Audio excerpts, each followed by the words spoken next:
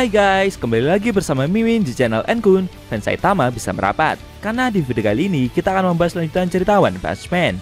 Setelah Saitama yang memegang tangan Tatsumaki demi menahan serangan yang akan dia lancarkan kepada para pasukan Fubuki. Lebih tepatnya kita akan mereview manga One Punch Man versi Murata chapter 178 yang bersumber dari website OPM atau forum Reddit. Buat kalian yang belum lihat review chapter sebelumnya, bisa klik link di deskripsi atau bisa juga klik link di pojok kanan atas video ini ya. Dan buat kamu yang cuma ngikutin animenya atau tidak mau kena spoiler, Enkun sarankan mending stop videonya aja dari sekarang. Nah, di review manga chapter 178 ini, Saitama menahan aksi dari Tatsumaki. Kejadian itu membuat pahlawan kelas S tersebut mengamuk, bahkan sampai mengakibatkan markas asosiasi pahlawan mengalami guncangan gempa dalam skala besar. Penasaran? Oke, langsung aja kita bahas, let's go!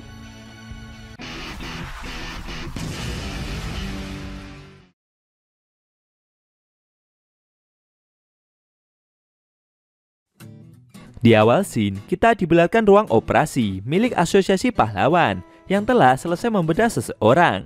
Ternyata yang selesai dioperasi itu adalah pahlawan Air yang sebelumnya terkena serangan dari monster Evil Natural Water. Beberapa saat kemudian, pahlawan tersebut sadarkan diri dan melihat di mana dia berada sekarang. Forte yang duduk di ranjang di sebelah memberitahu jika mereka berada di dalam rumah sakit. Kebetulan kedua pahlawan itu dirawat di ruangan yang sama. Forte bercerita dan mendengar informasi kalau pahlawan Air telah lengah dalam menjalankan misi terakhirnya, sehingga terkena serangan dari seekor monster. Air yang melihat orang itu bercerita demikian bertanya siapa dia sebenarnya. Dengan sombongnya, Forte memperkenalkan diri jika dia adalah pahlawan kelas A peringkat ke-31 dan levelnya tersebut lebih tinggi dari pahlawan Air.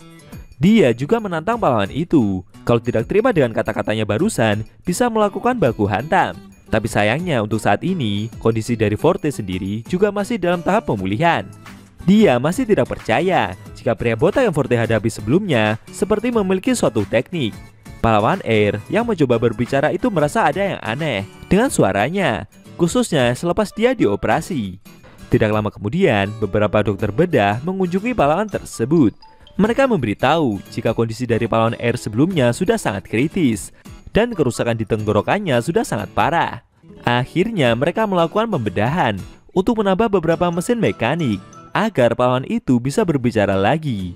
Para dokter itu juga mengaku kalau mereka ahli dalam ilmu medis cyborg, dan asosiasi pahlawan meminta mereka untuk menolong pahlawan tersebut. Tapi para dokter itu juga merendah dan mengaku kalau kemampuan mereka masih belum ada apa-apanya jika dibandingkan dengan dokter Bovoy. Forte yang melihat pembicaraan mereka merasa jika posisinya sekarang ini begitu diabaikan. Sambil berteriak, pahlawan itu mengeluh dan merasa kesal. Forte berencana setelah dia keluar dari rumah sakit akan melakukan balas dendam kepada Saitama. Butterfly DX bersama Kusarigama yang berada di dekatnya meminta pahlawan itu untuk tidak melampiaskan amarahnya kepada orang lain. Menurut Forte, tingkah dari si botak seperti orang bodoh saja. Tapi di saat yang bersamaan, dia adalah orang yang sangat sulit. Dan itu semua membuat Saitama tidak terlihat seperti manusia normal pada umumnya. Forte merasa jika kemampuan milik si botak begitu mengerikan. Sebelumnya pria botak itu ada di hadapannya, namun tiba-tiba Forte malah ditabrak dari belakang. Dan kejadian tersebut membuat Forte langsung dikirim ke rumah sakit. Selain cedera pergelangan kaki, punggung pahlawan itu juga merasakan sakit yang luar biasa.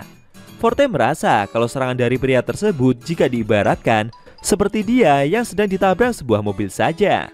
Menurut pahlawan itu, mungkin Saitama adalah pemilik kekuatan telekinesis atau seorang penyihir. Tapi dengan wajah lusunya tersebut, Butterfly DX memberitahu jika Forte memang ditabrak oleh sebuah mobil.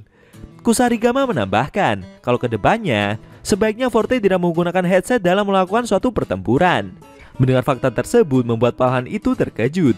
Dia pun meminta kedua rekannya untuk melupakan keluhannya barusan. Apalagi Forte juga sempat merasa jika Saitama memanglah pemilik kekuatan seperti layaknya Tatsumaki. Tapi menurut Butterfly DX, jika Forte bertarung melawan Tatsumaki, maka bisa dipastikan kalau pahlawan itu akan langsung mati. Kemudian Forte ingat dengan gempa yang terjadi beberapa saat yang lalu. Dia penasaran, getaran apa itu barusan? Butterfly DX dan Kusarigama bercerita kalau pihak asosiasi menduga jika gempa barusan disebabkan oleh monster di dalam tahanan yang sedang mengamuk. Sambil berjalan keluar, dua pahlawan itu meminta Forte untuk beristirahat karena mereka juga akan ikut memeriksa kejadian dari gempa yang terjadi. Melihat kedua rekannya yang pergi dari ruangan tersebut, Forte pun berencana kalau setelah ini dia akan melatih imajinasinya agar setelah keluar dari rumah sakit bisa balas dendam kepada Saitama. Di sisi lain, tepatnya di bawah tanah, si botak masih menahan serangan yang Tatsumaki lancarkan. Kejadian tersebut membuat seluruh area bawah tanah mengalami gempa yang tiada hentinya. Pahlawan kelas S itu meminta si botak untuk melepaskan tangannya, tapi Saitama malah balik meminta Tatsumaki untuk menenangkan diri terlebih dahulu. Mendengar jawaban tersebut membuat pahlawan kelas S itu jadi makin emosi. Tatsumaki mencoba mendorong Saitama dengan kekuatan psikisnya. Bruak! Efek dari serangan tersebut membuat dinding di belakang Saitama seperti terdorong dan mengalami kehancuran yang cukup besar. Konyolnya, si botak yang menerima serangan itu merasa jika sepertinya serangan barusan adalah kekuatan psikis yang sebelumnya membuat Genos terhempas. Tapi menurutnya, kekuatan serangan itu tidak jauh berbeda dengan Fubuki. Tatsumaki yang melihat reaksi Saitama demikian jadi terkejut. Sedangkan Fubuki yang melihat serangan tersebut meminta si botak untuk tidak melakukan kesalahan, apalagi memprovokasi kepada kakaknya itu. Melihat tangannya masih dipegang seperti itu, Tatsumaki pun kembali mendorong Saitama menggunakan kekuatan psikis dengan tenaga yang jauh lebih besar. Duar! Efek dari serangan tersebut membuat dinding di belakang si botak seperti terpelintir dan hancur dalam skala besar. Bahkan serangan itu sampai menjangkau area luar markas. Bekas dari serangan tersebut seperti menghasilkan cekungan tanah yang begitu panjang dan ukurannya lumayan besar pula. Saitama yang masih menerima serangan langsung tersebut membuat tubuhnya mengalami getaran yang sangat hebat. Tatsumaki yang melihat hal itu terkejut. Dia tidak menyangka jika pria botak ini akan dapat menahan serangannya. Pahlawan kelas S itu pun bingung kenapa serangannya seperti tidak mempan kepada Saitama. Lucunya, si botak yang masih menerima serangan tersebut berkomentar jika dia merasa kalau otot di sekujur tubuhnya seperti bergerak sendiri. Fubuki yang melihat kejadian itu juga tidak menyangka kalau Saitama akan dapat menahan serangan yang kakaknya lancarkan.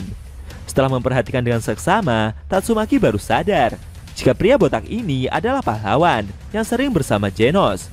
Dia bingung kenapa Saitama ikut campur dengan urusan mereka sekarang ini.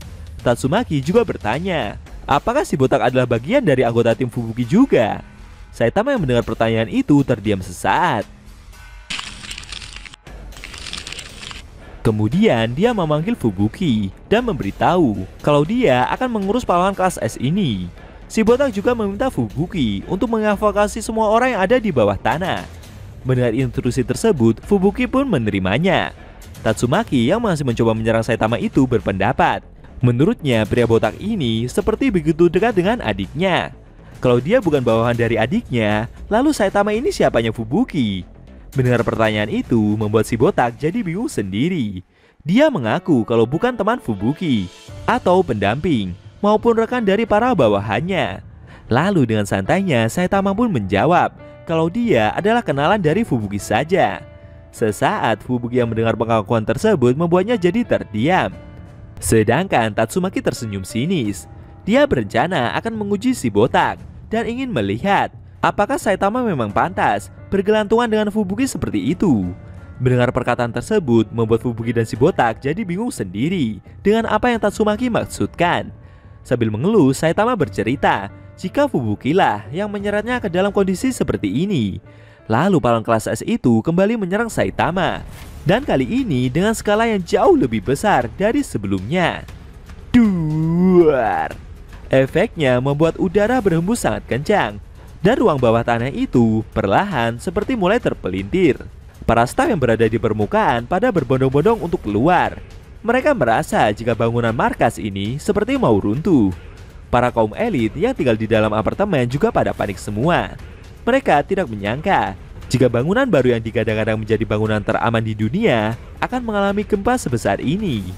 Pahlawan Stinger memberitahu rekannya jika lift yang membawa mereka menuju ke bawah tanah telah mengalami kerusakan karena efek gempa yang terjadi.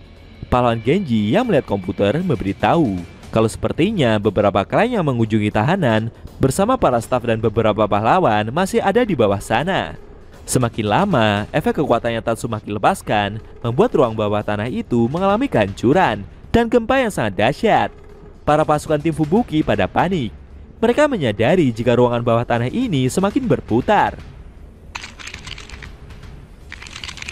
Shibota yang melihat area sekitar mengalami kehancuran besar tidak habis pikir dengan apa yang telah Tatsumaki lakukan.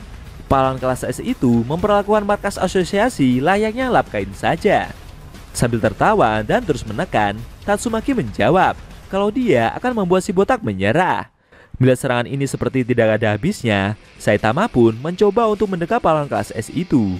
Lalu, wush! Dengan cepat, Shibota melompat sangat tinggi dan membawa Tatsumaki keluar jauh dari area markas. Efek dari Saitama yang melompat menembus dinding bawah tanah itu menghasilkan lubang yang cukup besar. Fubuki yang melihat aksi dari Shibota tersebut merasa jika pertempuran Saitama melawan kakaknya telah dimulai. Dari balik lubang bawah tanah itu, tepatnya di lantai atas, ada pahlawan Max yang memanggil dan bertanya soal kondisi mereka semua.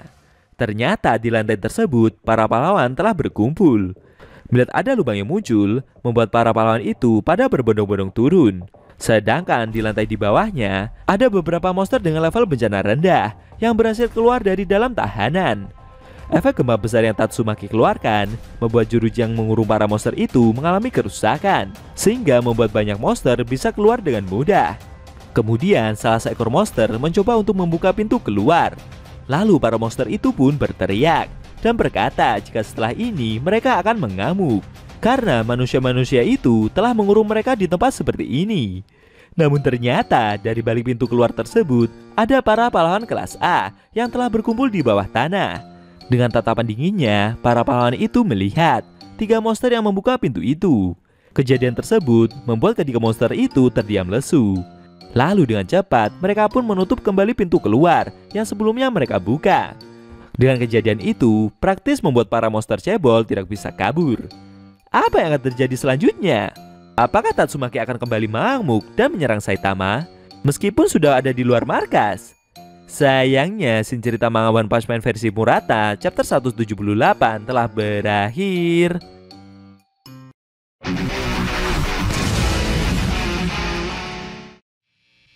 Nah, itu tadi review manga One Punch Man versi Murata chapter 178 yang ending scene-nya memperlihatkan para pahlawan kelas A yang berkumpul di bawah tanah demi menahan para monster agar tidak bisa keluar.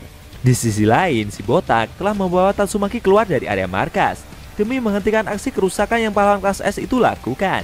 Bagaimana menurut kamu? Jangan lupa tinggalkan komentar kalian ya. Kalau mau nonton review sebelum atau selanjutnya, bisa klik link di deskripsi. Linknya ada Mimin taruh di sana kok. Buat kalian yang pengen nonton manga One Punch Man secara maraton, baik itu versi manga One atau Yusuke Murata, linknya ada di deskripsi juga. Oke? Tekan like kalau suka sama video ini dan dislike kalau nggak suka. Jika ada kata-kata dari Enku yang kurang pas, Enku mohon maaf. Dan sampai bertemu di video review manga One Punch Man versi Murata selanjutnya.